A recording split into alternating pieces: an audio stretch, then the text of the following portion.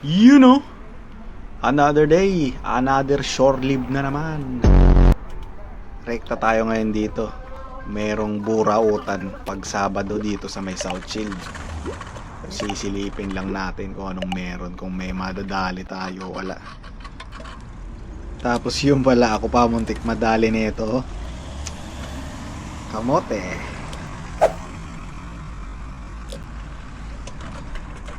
Pag nasa puerto, anong gagawin? Kabina na naman. Lumabas kayo, bawasan nyo yung milyon nyo. Ang totoo niyan, tumakas lang ako eh. Duty pa ako ng alas 3. Kung malapit kayo dito sa Port of Time, dito maganda pumunta. Maganda mamasyal dito. Lalo sa weekends. Daming tao. Sa rotonda kanina doon, numuntik pa akong masagi eh. Tayo mamamatay pa ako nung wala sa oras eh. Hanggang dito nangangamote. Maganda panahon ngayon eh. Mainit, pero malamig. Ang gulo. Nakalatag na dito ang burautan at madami ng sarado, hindi natin inabutan. Itong maganda rito. Bawa nagtitipid ka. OFW ka, seaman. Gusto mo makaipon ng 1,000,000 bago ka makauwi.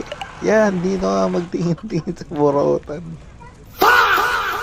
Meanwhile, Meron pa rin naman mga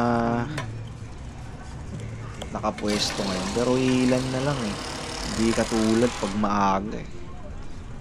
May oras din na maaga ako, kaso hindi ako sinuwerte ngayon. Madami pa rin. Ikot lang tayo dun sa may gitna. Silipin natin kung anong meron dun. Madalas makachamba rito eh. Yung kulang na lang ipamigay sa'yo eh.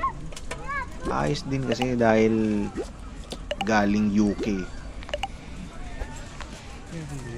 Meron pa mga jacket.